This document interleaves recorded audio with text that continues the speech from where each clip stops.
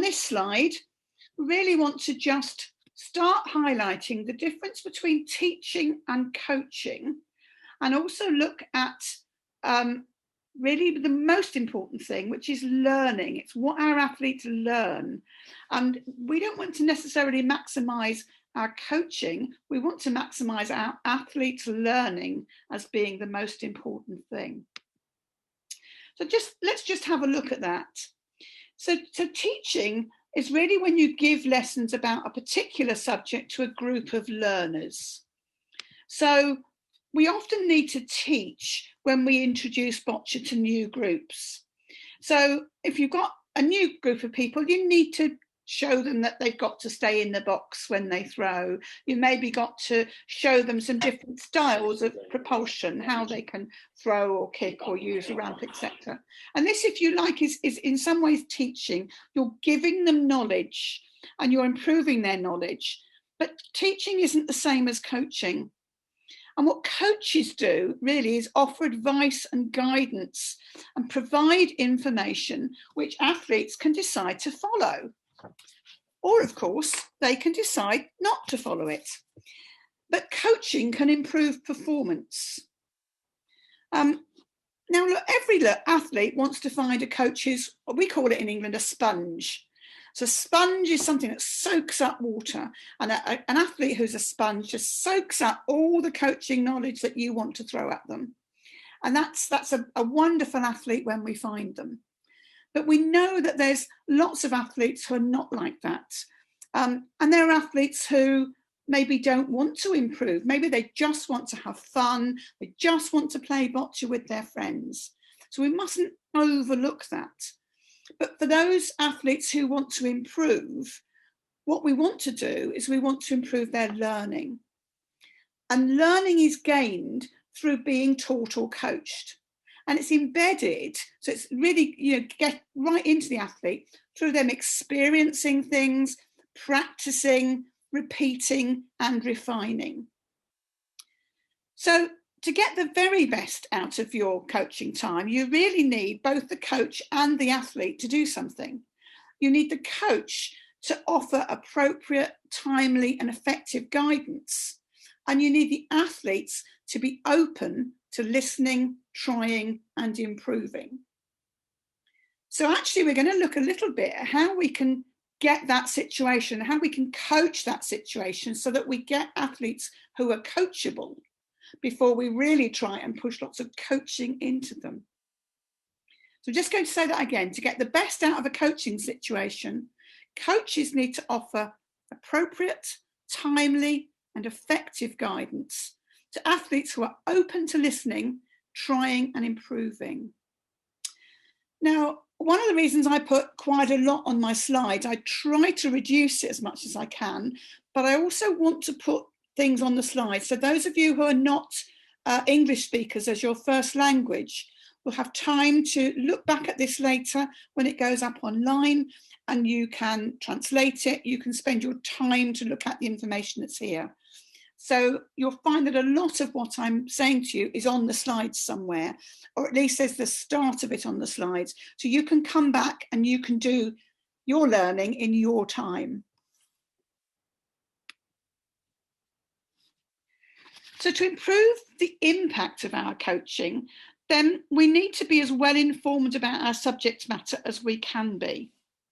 So you're doing a great thing now. You're coming on a course, a webinar to find out more. And obviously we've now got our World Boccia Level 1, which is being rolled out into lots of different countries. And hopefully you'll know all about that. If you want to know more about that, then Heather can probably answer that at the end as well. But I think it's really important to know that everything we do in boccia and beyond adds to the knowledge that we have to share with our athletes. So I just want to have a little talk about the things I've done and how that's helped to build my knowledge that I can share with my athletes. I'm going to go around the clock face, and in the top right corner, that's the youngest picture of me with a little star on my chest. And that's me volunteering with the England squad. Back in the days, before 2005, where England used to compete at international events.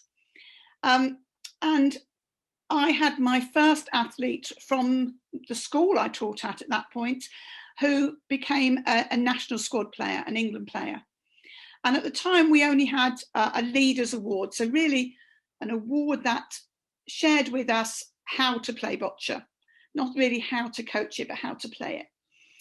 And so I was aware that my coaching wasn't of the standard to coach somebody who was going to be in a national squad. And I thought the only way I can improve it without having this coaching structure in place is to maybe volunteer. So kind of cheekily almost, I volunteered with the national squad. And of course they said yes, which was wonderful. So I went along and I started to learn so much more that I could bring back not only to that athletes, but to other athletes. Another experience I had about the same time, if we come down into the bottom right, is I became a BC3 ramp assistant. Now you can see by the ramp, this was a long time ago. In fact, this was at least 20 years ago. And we were using ramps that were made out of bits of guttering from our houses. But being a ramp assistant meant I was on court with the athletes. And that brings another whole series of things that you learn, because the more you can learn about boccia, the more you can understand about different things, the better you are as a coach. So I learned through that I needed to coach the assistants as much as I needed to coach the players. And it was very important to get the right sorts of assistants. And sometimes it's best to separate players from their mum and their dad and their siblings and so on. And then I'm going to come actually to the top left, to the picture of me at London 2012, where I was the competition manager. And what was important then is I was really pushing myself out of my comfort zone. You know, I started to run little competitions, which came bigger competitions and ended up with something called the Cheshire International, which was a competition that was a friendly. We ended up with over 100 athletes there one year. And that led me to think I might just have a slim chance of being selected to be the competition manager at London 2012. And when I first got there, I really felt like I probably didn't deserve to be there. But I'd argue that they needed somebody who really understood boccia. And they believed me. But actually what I gained from being there was so much more knowledge that I could help, particularly now I work with national level athletes, and understanding about the Paralympics and the qualification systems and so many other things and all that knowledge you bring back to your athletes. And the fourth picture actually is myself with some of you might recognise Barry Bowden, who's another former GB coach. And with three different athletes. And these athletes were from, you'll recognise a very young David Smith, before the Mohawk, but also a sprinter, Ben, who competed in Beijing and London, and a swimmer, Danielle, who competed in Sydney and Athens and Beijing. And that experience of coaching other athletes in other sports and being able to have other coaches that you can talk to, both of those things add to your knowledge. And I think for you, if you want to improve your subject knowledge so that you can bring the very best to what you're doing in your coaching time, then yes, search the internet, get on courses, look for YouTube videos and join webinars and so on. But undertake different roles, even if it's just at your club, and start to learn about different things. Push yourself out of your comfort zone. Volunteer in places where you can learn. You know, a lot of people will be happy for you to shadow them or listen to them or whatever. But also find a community of practice. Find other coaches. So I have a couple of coaches who I regularly talk to, and we kind of mentor each other. You know, we're both, two of us in particular, both at national level coaches. We both have different thoughts and ideas, and it's really good to bounce those ideas off each other. So we share the good stuff, but we share our frustrations, but we also share when, actually I did something, I really liked the way that went. So share with other people. If you haven't got a community of practice already, then Michaela's actually just started setting something up on Facebook for coaches, and she's asked a question already today, which I'm going to refer to later. That might be somewhere where we can share our experiences and our ideas and our thoughts. But most of all, just like our athletes, we've got to be prepared to practice. We've got to be prepared to fail. And we've got to be prepared to pick ourselves up and try again and maybe do something different until we succeed. And that's okay. It's okay for us not to get it right first. It's okay for us not to be a brilliant coach yet. It's okay for us to build those things step by step in just the same way that we build our athletes.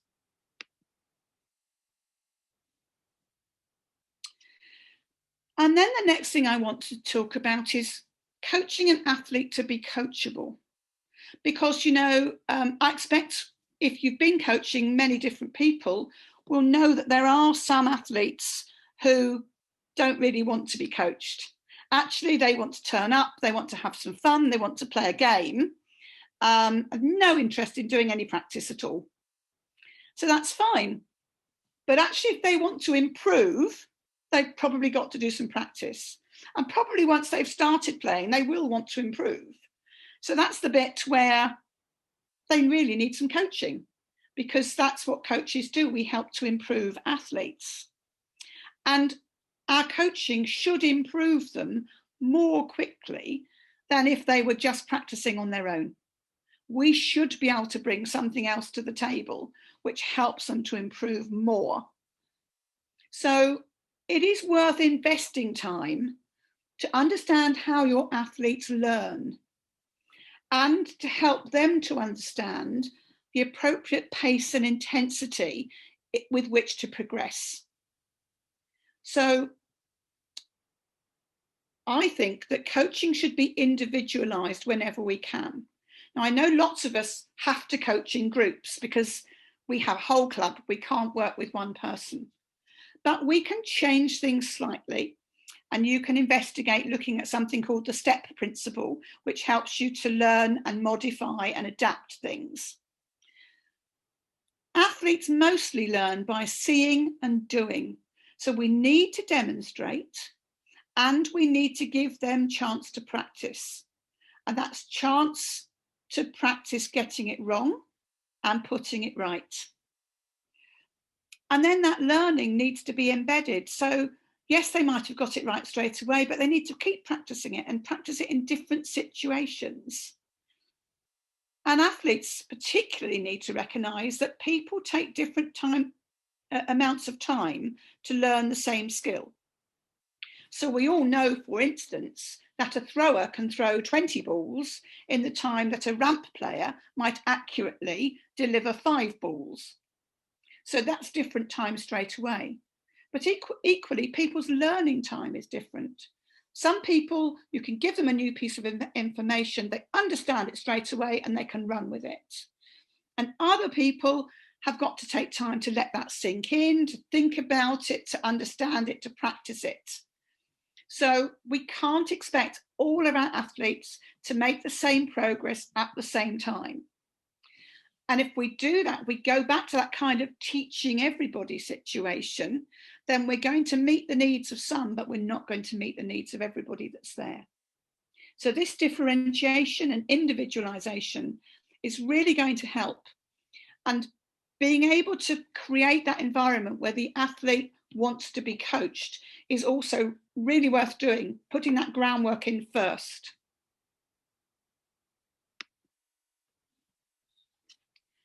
So a little bit more about the environment and the coach-athlete relationship. And I love this picture. It's of a very young Dan Bentley, who I think's on the course. You might not recognise him from this picture, though. Sorry, on the webinar tonight. And Dan is being coached by former Paralympian Peter Pearce. And what I love about this picture is the intensity with which Dan is looking at Peter and listening to him. And in many respects, as a coach, when I took this picture, I felt a bit jealous because I knew that I have never been in the situation that Peter's been. I've never been on that court and played that game. And I think that's what gives this the intensity. Dan knows that Pete has been on that court and he's done that job. And so that belief, that trust that what Pete's telling him will be something that's worth listening to is really important. So I think as a coach, ideally, we need to create this environment that has high expectations, but where it's safe to fail. In the same way it's safe for us to fail, it's safe for our athletes to fail. Because without failing, we really don't learn and we really don't move on to success. And to do that, we've got to build trust. We've got to build trust that it's okay. And we have to let people know it's okay. It's okay if we try something and it doesn't work. Okay, it's okay if we change our minds. It's okay if we try something new. And as a coach, we need to be able to provide those steps and that pathway to reach wherever that person wants to go to. So we talk about steps or ladders. You know, if you make the steps too big, you can't reach to the next one. You're going to fall down in the middle. If you make the steps small, you can reach each step and then you can embed that practice and then you can go to the next step and so on. And actually, you're much more likely to succeed. So as we're developing our plans, they need to be in small steps so that our athletes can keep succeeding. We need to make sure we're not providing the steps that are so big that they fail automatically. Okay. We need to let them know that it's okay to fail, but we don't want to be pushing them to fail ourselves. And that really good coach and athlete relationship as well, you need to be prepared to question and to be questioned. I think questions should go both ways. I think it's good when particularly higher level athletes understand what your coaching strengths and weaknesses are, as well as what their strengths and weaknesses are. You know, I know that I can get sucked into maybe over coaching, maybe giving too much information. So I'm very happy for those athletes who understand that to say to me, whoa, Sandra, I just want to work on that thing that we started working on. I don't want you to take me any further yet. And I think that's a really good relationship between an athlete and a coach, but it's one that very definitely has to be developed. And then for the athlete, we need them to expect that we're going to highlight their flaws as well as their strengths, because we can't address the issues that are problems or flaws until we identify them. We have to recognize there's a weakness before we can strengthen it. So that, again, requires this environment of trust. You have to trust me enough to be able to say, actually, I don't think that's working. This is why I don't think it's working. And this is what I think we might do about it. But I've got to say that something's not working in order to be able to start that discussion and start that development process.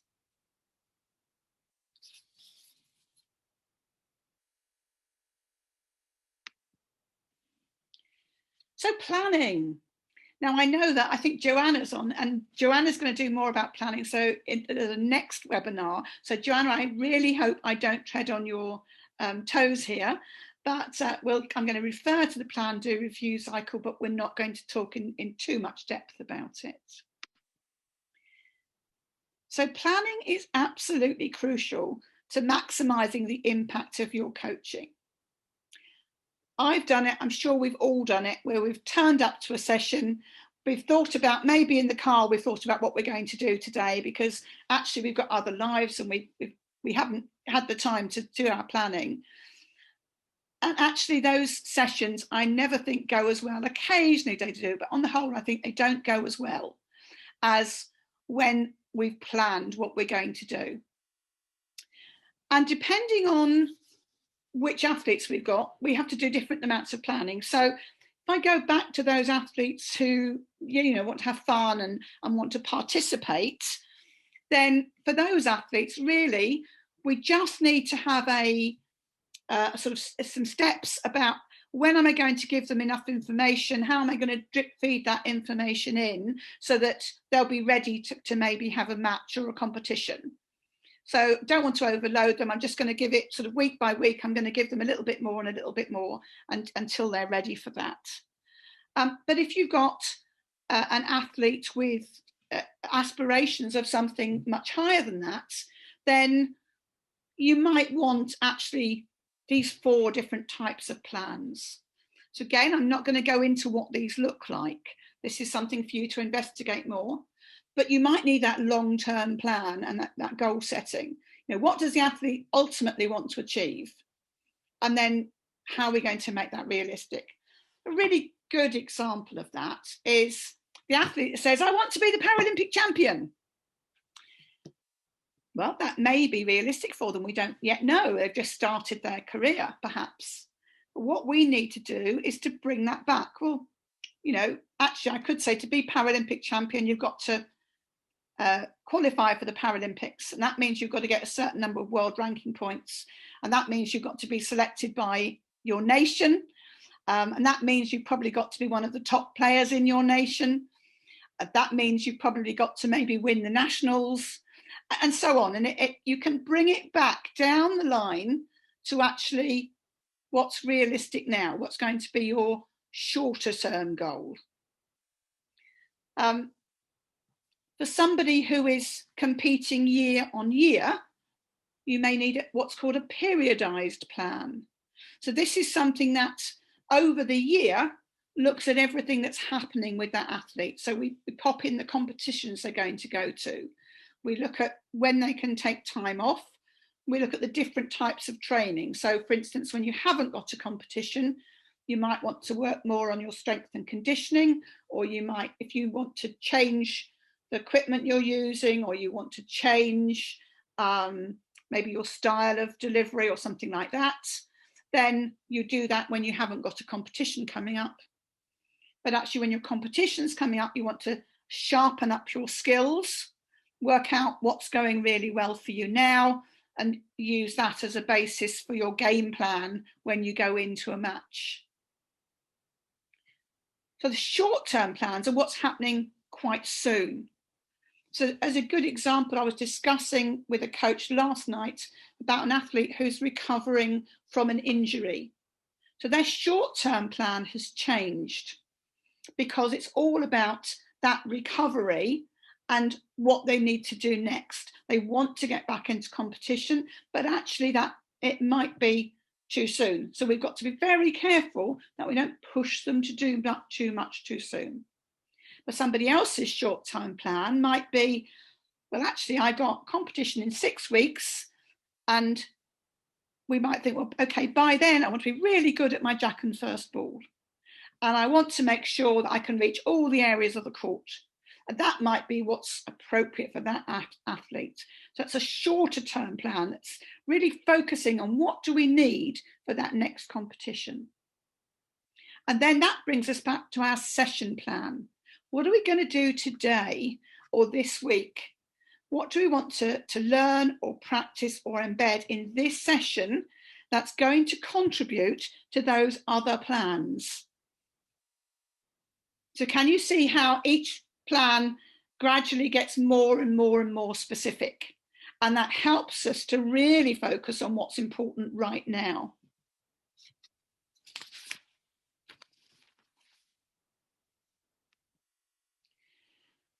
So the first thing for me to put on a session plan is, what are my session objectives or aims?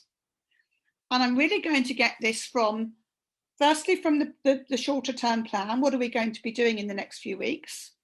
And secondly, from thinking about these 2 questions, what does my athlete need to learn? And what skills do they need to develop? Okay. And for me, if this is the only thing that you take away from today, I want you to take this one away.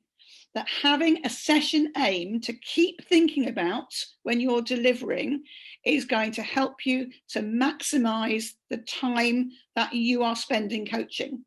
It's going to help you to really focus on the outcome that you want as a result of the coaching session you're doing. So an example session aim here would be to understand how to increase the size of the scoring zone by moving your opponent's closest ball away from the jack. So hopefully you can understand, if I have a white ball and a blue ball, if I can move the blue ball away from the jack, there's more room for me to place my red balls close to the jack. So that's what we're trying to do in this session. So those objectives should be SMART. And I suspect you might revisit this later, but it's specific. It's saying, I want you to understand it. So it's not saying you have to be able to do it. That might come in the next session. This is just saying, I want you to understand it. It's measurable. I can ask questions of my athletes and find out if they do understand how to move the opponent's closest ball to make that bigger scoring zone. If they can do the skill, if they can actually throw their ball and push the opponent's ball further away, then I can literally measure it. I can measure how far away they made the ball go. Is it achievable? Well, hope so, because I don't want to be setting my athletes up to fail. I want to give them something that's achievable. So it may be that to be achievable, I'm going to do this at 3 meters away from them to start with. So quite close, quite short. And then if they can do it at 3 meters, I might make it 4 meters or 5 meters. So if I started at 9 meters, you might have the odd athlete who could do that, but actually that might be much too hard for a lot of athletes. So I want to start where it's achievable and realistic for them. And the time-related part here is, I want to do this in this session. This is my aim for this session.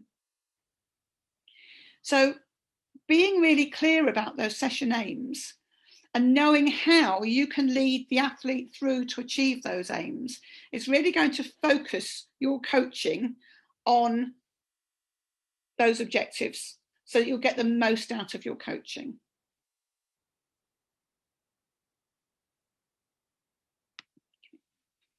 So we're now going to go from planning to doing. And in the actual session plan that I use, I have one side that says the doing, what are we going to do? And the other side that says, how am I going to do that? Okay, or what are my coaching points, if you like? So I'm going to keep saying this, those clear and achievable objectives should be kept in your mind all the time. That's always what you're focusing on. So when you're deciding about the skills or drills that you want to put into your session plan, they're the skills and drills to achieve that objective. So the skill might be, can we move one ball with another ball? So if you want to use that as a skill first, then you'll put that into your session plan. The drill might be, I'm going to set out 4 red balls in a square. I'm going to put a blue ball next to the jack ball in the middle. And the drill is to move the blue ball enough that it goes outside the square.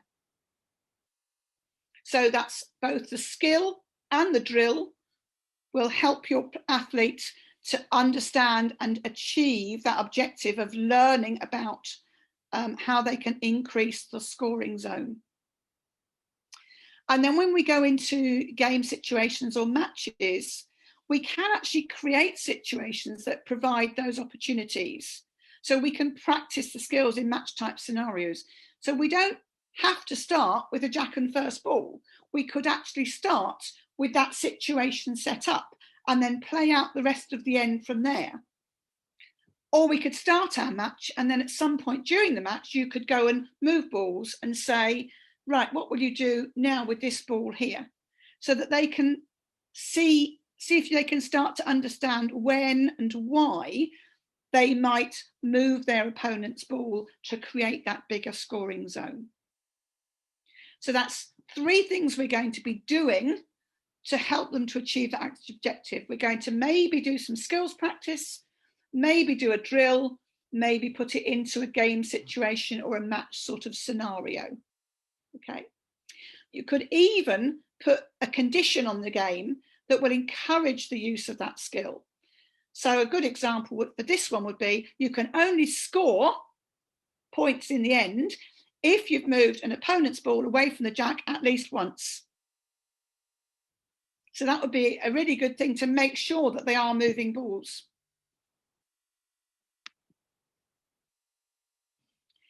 Now, in order to reach that session objective, you've got to think about how you're going to coach it. So when you're doing that skill section at the beginning, well, observe your player from the side and the front, and as we've described before in our coaching. Have they got the skill to actually be able to push that ball out of the way? So you might need to be thinking about things like their technical process.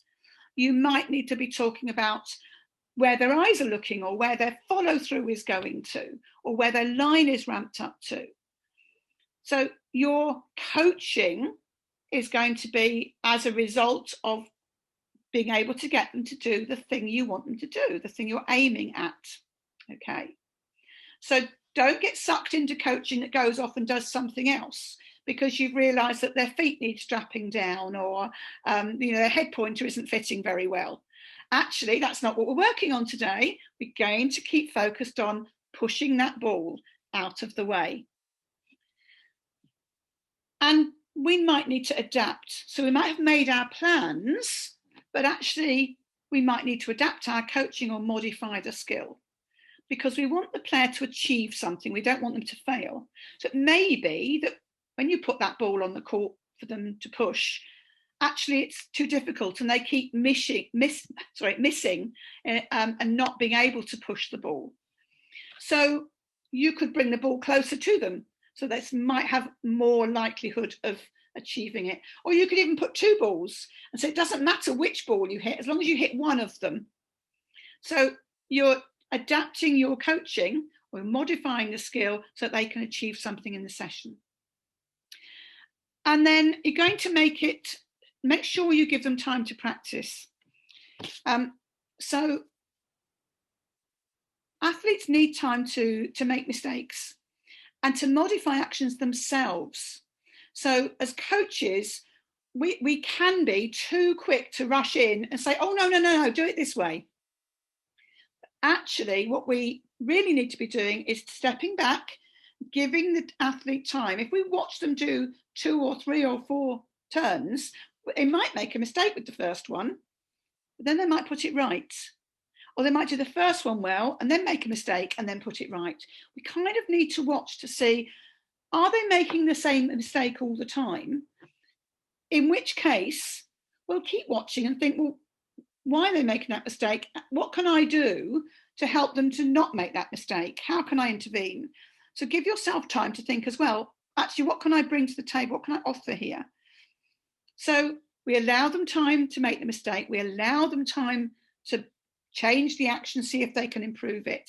And then we go and intervene if we need to and add our coaching tips. Okay, so what's going to be the thing that I can tell them that I know as a coach that's going to help them to do this skill? The other thing as coaches that we can be a bit too good at is rushing in and giving that correction and forgetting to reinforce the good stuff. So while we're watching those players and they're doing really well, tell them, say, yeah, that's fantastic. I love the way you followed through and that made the ball go in the right place. So you're reinforcing what it is they did that made that a good shot. Okay. And once again, I'm going to say, stay focused on the objective and don't get sidetracked, because lots of us have so much knowledge. If we're not careful, we bring too much knowledge to the table in one go. And actually, let's just bring the knowledge that the athlete needs in order to be able to achieve the aim of the session. So plan, do, we now need to review. And when we review, it's at the end of the session, and we can reflect on what happened in the session. We can discuss what's been learnt, and we can consider how that learning will be used in the future. So we can do that a lot through questioning of the athlete. That's really going to help me to understand what the athlete has learnt. So what did you learn today? How do you think you might use that in a match? Or do you think you need more time to go away and practice? So that's another important point. We need to give opportunity for practice in future training sessions. Now, they might be training sessions that the athlete is doing at another club or in another environment or on their own. But also, we need to give another opportunity in front of us to see whether what we've done and what they've practiced is actually being used and is of use. So almost as a result of the review of this session, we need to be putting into our next session an opportunity for the athlete to practice this again. So plan, do, review, that circle then starts round from the beginning again, because we've reviewed this session, we know we need to give them some more practice, so we plan it in the next session. And just something I really wanted to leave out there as a rhetorical question. So a question I'm going to ask, I just want you to think about it. And that is, when we send athletes away to do more work, to practice something, do we hold them accountable for doing that? And do we follow up with them ourselves?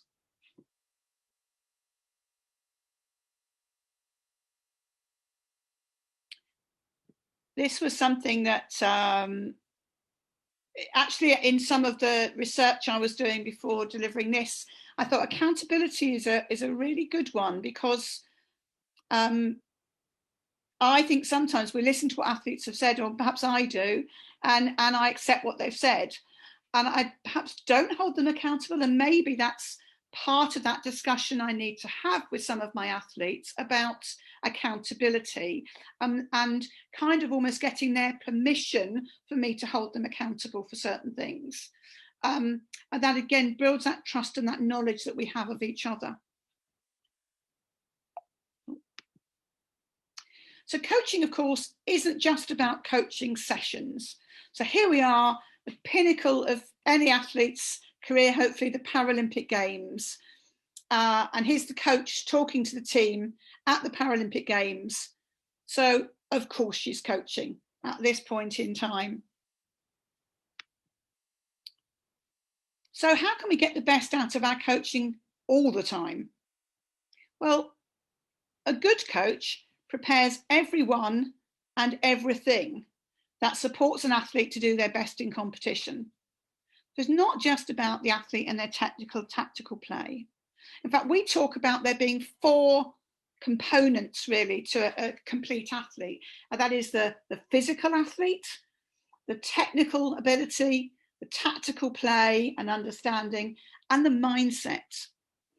And if you think about preparing an athlete for a competition, well, that might be longer than they've ever played before. So how are we getting them physically ready to play maybe 5 matches in a day, or more than that in 2 or 3 days? And are we helping them with their nutrition and their fluid intake? And are we working with their sports assistant? There's so many other things, aren't there, that can contribute to whether an athlete does or doesn't perform to their best ability. So a good coach prepares everyone and everything around that athlete. So that's the big overall view. But actually at competitions, we need to think about how we can have the greatest impact, maybe in the 1 minute that's between ends, if we're on court with a team or an individual. Or maybe it's just a few minutes between matches, particularly if we've got a number of teams or individuals that are playing. We may only have 3 or 4 minutes for each person that we want to discuss things with. So we really have to think about how we can have the greatest impact.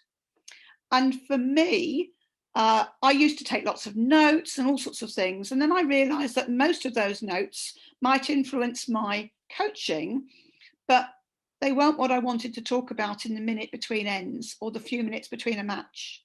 And actually what I really needed to do in the minute between the ends was prepare those athletes for the next end. But that was all. So they might need a moment to go, oh my goodness, what did I do? But actually I need to get them facing forward. I need to get them thinking about the next thing. And the same in the few minutes between matches. I need to quickly get them turned around to looking what's ahead. What am I going to do in the next time? What am I going to keep that I did really well in the last match? What am I going to change that I'd like to do better in the next match? So really, really focusing in. And of course, coaches are role models. How we behave influence how our athletes behave. So if we arrive late for coaching, then guess what? Our athletes are probably going to think it's fine to arrive late for coaching too. Before we know it, we've got 50 minutes to coach them instead of an hour. So just remember that what we do, if we have high expectations of ourselves, we can have high expectations of them. If we hold ourselves accountable, it's easier to hold them accountable. If we have an open mind, it's more likely that we can persuade them to have an open mind. So what I'd like you to do is I'm just going to give you a couple of minutes to write down in the chat function, please, 1 or 2 things that you'll take away from this session. I'm just going to move my bit from the bottom so I can read that. To help you get the best out of your coaching time. So write 1 or 2 things in the chat function that you're going to take away to get the best out of your coaching time.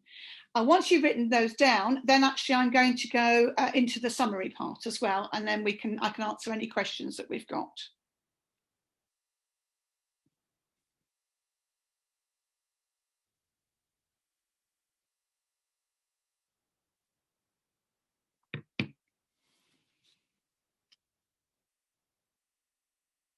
Heather, can you see the chat function? Would you perhaps like to comment on any of the things that start coming up?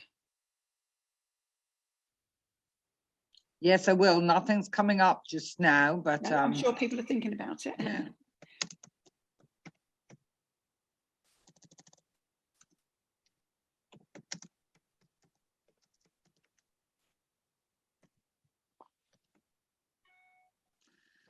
Having a plan, small steps to the goal. Clap yourself.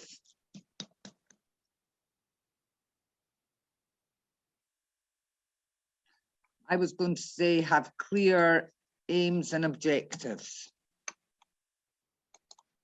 And I want to say this is a safe environment. If you have nothing to write down yet, that's fine too, because I'm going to summarize it and pull out some of those important things. Give time for players to explore and fail if needed.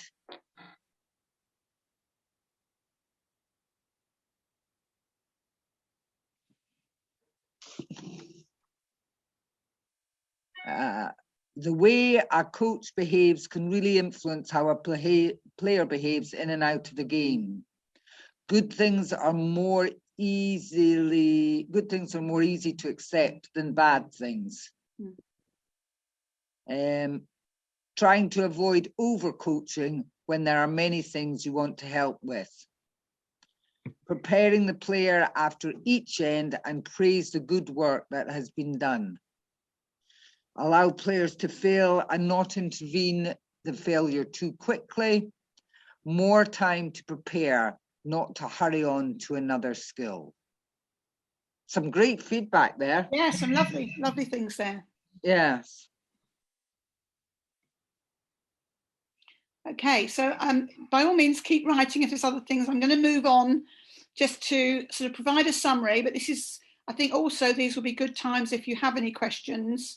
Would you like them popped in the chat Heather, or can you cope if people just pop up and say something? I think if they unmute, it's just as easy, or in the chat function. The other ones that are coming through are be a friend in certain points, then a coach, listening and reflecting, on court, 1 minute to go. I realize my senior and Paralympic athletes sometimes can come short on expertise shared. Despite being at the top of their level, they still need guidance too. Easy to forget when they are the best in the country. Be positive. Yeah. So yes, people can come off mute if they've got questions. Being a friendly and motivating coach. So here's my summary. Building the right environment is the first thing. So creating that environment with high expectations, but where it's safe to fail. Offer appropriate, timely, and effective guidance to athletes who are open to listening, trying, and improving. Keep learning and improving your own knowledge, but be selective about what you share and when. And understand how your athlete learns best and help them to trust that you can provide the right training at the right time. So have we got any questions around building that right environment?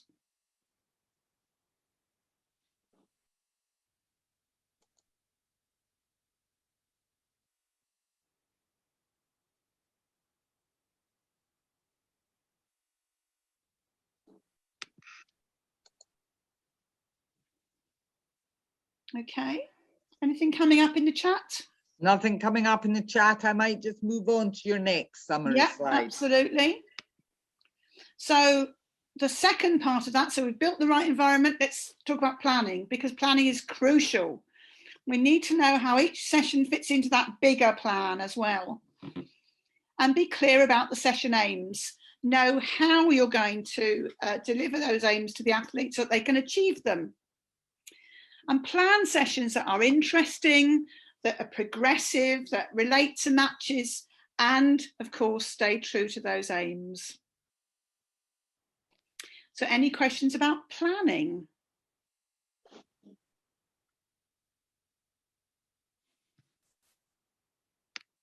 So far, nothing coming up in planning, so I would move on. So doing and reviewing. So doing is the session delivery. And of course, reviewing should happen at the end of the session as well, although you can do more reviewing on your own. So observe the player, adapt your delivery if you need to, and give the player time to practice. And I keep saying this, stay focused on those session aims. Don't get sidetracked. Reinforce the good stuff and only intervene when the player needs support to make improvements.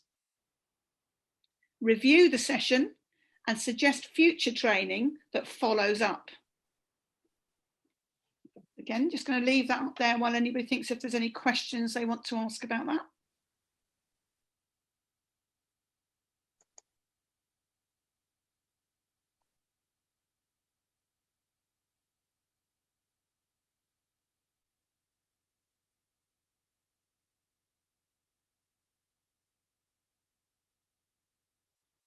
Okay, moving on again. Oh, no, that's not what I want to do. And the last bit, be a role model. Think about the whole athlete and not just the boccia part of the athlete. And at events, work out how to have the greatest impact in the smallest amount of time. Again, any questions?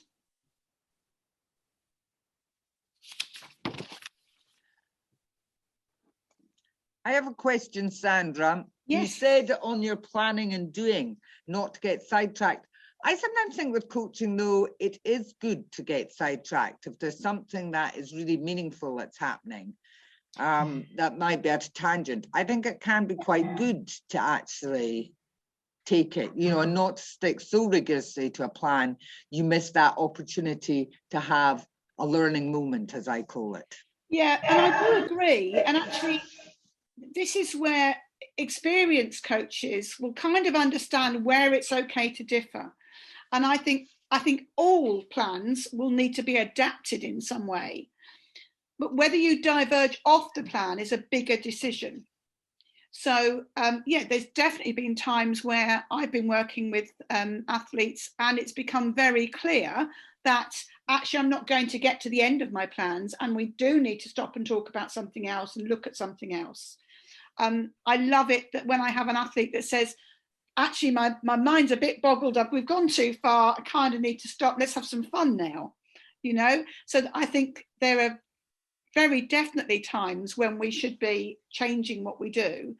And that listening to the athlete and observing what's going on and being able to ask those questions of, are we still okay, or should we change up and do something a bit different now?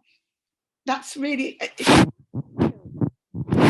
So I agree with you that we should be flexible when we need to, and that's quite a skill to build up, I think, is actually when is it unacceptable to go away from your session aims, and when do we need to just make sure we're not being pulled off into another direction just because that's what we like.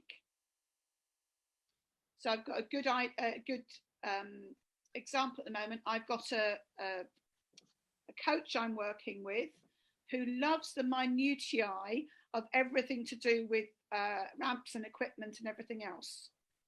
And if we're not careful, every single session could end up with us trying to work out how to make the ramp better, or how to make the head pointer better, or how to make the balls better. And then, so what can happen is the athlete doesn't have the time to improve because we're spending all the time on the equipment, because that's the bit the coach likes and feels safe at. So I'm trying to sort of pull them away to get that focus on developing the athlete at the same speed as they're developing the equipment. So that's the thing to be aware of, really. Is I think we all have, it's like a black hole to be sucked into. And mine perhaps was perfectionism, until actually your colleague Claire Morrison spotted that in me, and we were able to have that mentoring conversation, and I got to realise that yes, I was a perfectionist. I always wanted my athletes to know everything, where actually that wasn't helpful, and that made me come back into a much better coach, because it focused me on, what do I need to share now? Not, I've got all this to share, how can I shove it all into my athlete at the same time? Probably too extensive. I'm seeing one of your Scottish coaches smiling at that, so I wonder if Claire's had the same conversations there. David Lang just said, ensure that the good work is praised in competition and do not dwell too much on feelings until you are back at your next coaching session, and concentrate how best to resolve this. Yes, 3 more. I think really, really important.